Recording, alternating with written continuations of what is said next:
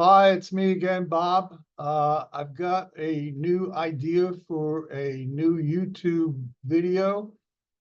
I get these new ideas daily, and this one could be interesting. I have to preface it by saying that I hope my motive is good. I believe it is good. And I believe that what I'm about to say will glorify God and not me. But it's a testimony from something that happened to me years ago. I have to say that when I first got saved, I had a lot of miracles that happened in my life. Most of them happened the first year or two. Obviously, God was uh, trying to make himself known to me, and nothing could help a person's faith more than when a miracle happens. As I said, I did have a few miracles happen those first 2 years. Some of them were very, very interesting, but that's not the testimony that I want to give today. The testimony that I want to give today is something that happened to me when I was 60 years old. So this was 11 years ago. Uh, do the math.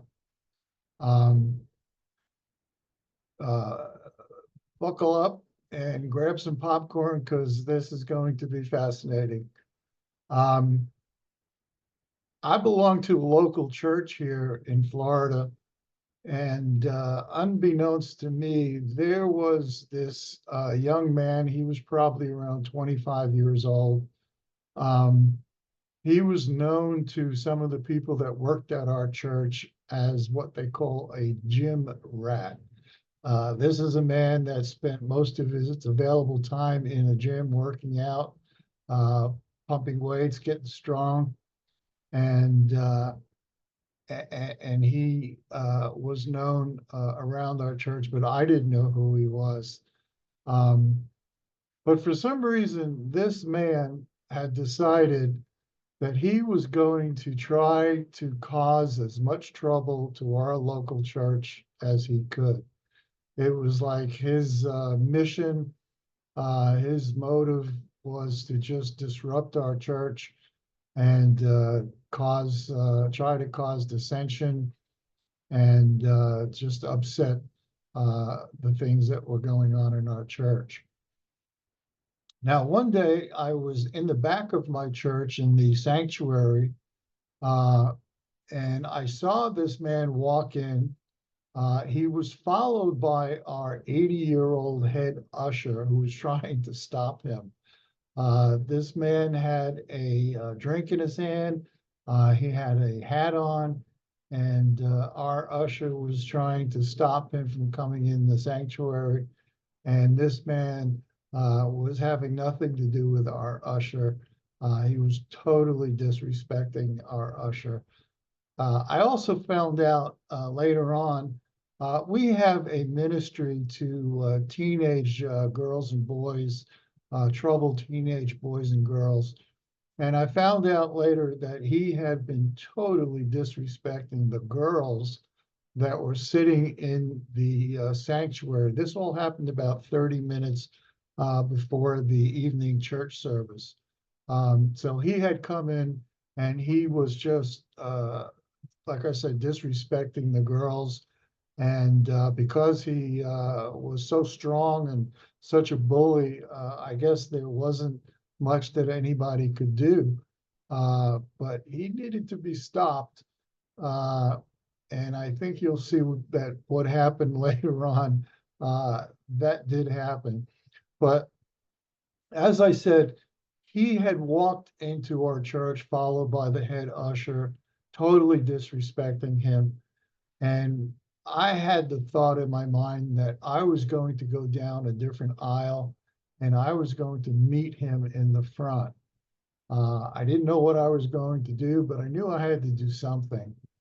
So that's what I did. I met him in the front and we sort of did that macho man thing, and it wasn't doing any good. And I wasn't proud of this at the moment, but when he turned around to walk back up the aisle, I grabbed him. And when I grabbed him from behind, uh, I looked at my friend and I sort of whispered to him, "Help," because this man was as strong as a bull. It was like grabbing a piece of granite. I mean, I knew I was in trouble. Again, I was 60 years old. He was about 25. Okay. And I was totally out of shape at that time, obviously. Um, but I grabbed him and I tried to wrestle him down to the ground. Now, when I tried to do that, he threw both of us to the ground and I hit my head on a pew. Okay. Now, I don't know if I blacked out or imagined what followed, but I don't think I did. But this is what happened. The next thing I remember was I was on top of him. I still had him in a bear hug, if you will, but it was around his neck. And I was holding him down. And I noticed that he wasn't moving at all.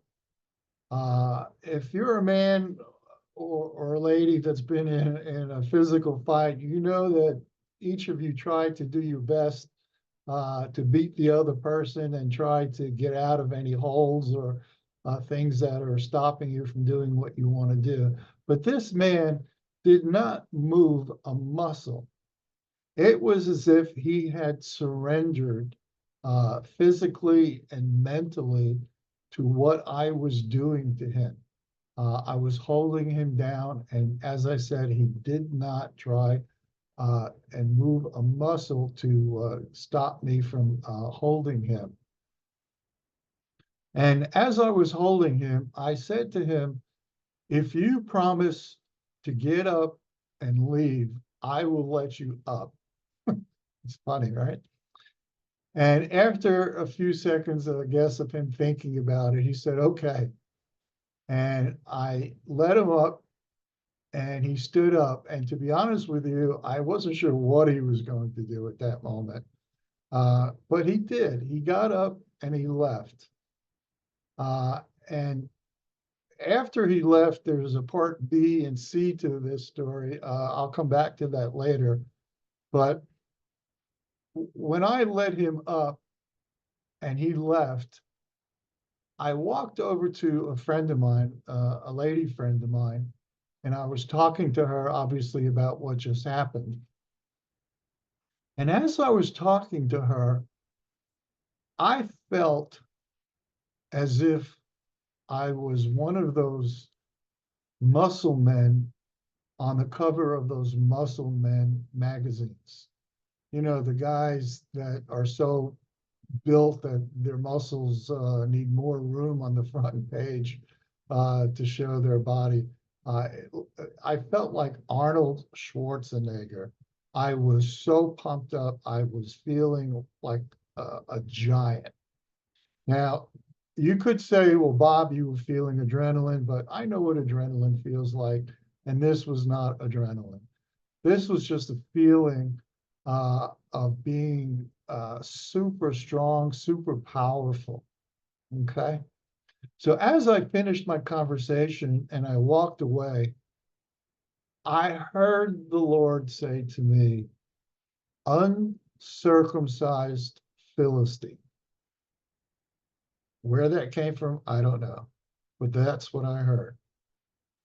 And then after thinking about that for a few seconds, it dawned on me what had just happened. Okay. The Lord had given me the courage of King David to deal with this uncircumcised Philistine, this Goliath, if you will. This man was as strong as probably Goliath. And he had given me the courage to deal with this man who, if you remember, I said he needed to be stopped. And he had given me the courage to deal with this giant. but he had also given me the strength of Samson. Now, I believe, and even up until this day, I believe that I was the strongest man in the world for about 10 minutes. Okay. Again, I was 60 years old. This man was 25 years old, and I was able to hold him down without him trying to break the hold, without him trying to do anything. And with the supernatural strength that the Lord had given me, I was able to defeat this man and cause him to leave. Um, Now, after he left, a few minutes later, I went outside to see what was happening, if he did leave the premises. And here's what happened afterward. After I went outside, he had decided that he had not had enough, and he drove his pickup truck in front of the church entrance and was blasting his music as loud as the stereo system would work and causing another ruckus outside. And this is what I walked into. Now, we have a guy in our church who is a champion weightlifter. He's very strong. And he was standing there next to this guy, and he was trying to persuade this guy nicely to shut his music off and to get uh, take his pickup truck and leave. But this guy was having nothing to do with that conversation. And finally, my muscle man friend had had enough, and he did what I did. He grabbed the guy and tried to wrestle him down to the ground. Now, again, this guy is very powerful. He's a champion weightlifter. He was unable to get the guy on the ground. That's how strong this guy was. Okay. Now, there were 5 or 6 other people watching this whole thing, and they joined in. And between 5 or 6 of them, they were able to finally get this guy on the ground. And if you could imagine, they sort of covered over him. This guy was underneath 5 or 6 of our church guys. Um, and, they were hurting him. Okay. Now, for some reason, this is what happened next. I saw the guy's head and I grabbed his hair and I pulled him out of this covering, this group of people that were on top of him. And I pulled his head out of this pile. And when I did that, while I was holding him by his hair and his head was available, uh, there was a guy in our church who just laid into his head, into his face. I didn't feel good about that at the time, but I did change my mind afterwards. And as I said, this guy was hurting this guy because he had a free shot at his head, at his face, and he took advantage of it. Eventually, the police came, and this guy had had enough. I found out later that he went to the hospital with a lot of injuries, and it was over. Okay, now part C of this whole story is 8 years later, when I was 68 years old. The thought came into my mind that while I was holding this guy's head above the fray by his hair, all you could see was his head, because I was holding his head by his hair. And it dawned on me what had happened to King David and Goliath. Now, King David had killed Goliath. He hit him, between the head with the stone, and Goliath was dead. So why did King David have to cut off Goliath's head? And the answer to that is because there were a lot of people far away that were watching this whole thing, and they probably couldn't tell that Goliath was dead.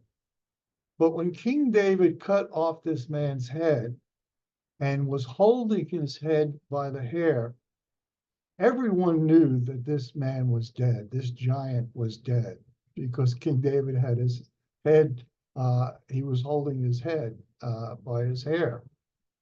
Now, does that sound familiar as to what happened outside? Because I was holding this guy's head above the fray, and all you could see was his head. And when my church friend, had hit this guy, he hit him hard enough that it ended this whole incident. It was over. And for all argument's sake, this guy was finished, and he was dead. He wasn't physically dead, but he was finished. And we had taken care of this incident. Now, again, I believe, not to lift myself up, but this is what God did to take care of bullies, to take care of people that were dissing, if you will, God's people. It happened thousands of years ago, and it happened that day in our church. God was not going to let these young ladies be disrespected. He was not going to allow the older people in our church to be disrespected. Something had to be done to stop this bully. And praise the Lord, he had chosen me to do that. And I felt honored to do that. And it was a miracle. I had felt the identity of King David, of Samson, and it was just something that happened, and it was a miracle. And I think maybe one or two or three people even know about this, but I'd like to share it with you all to make sure that we all know that God takes care of his people and won't let his people be disrespected in that way. Okay?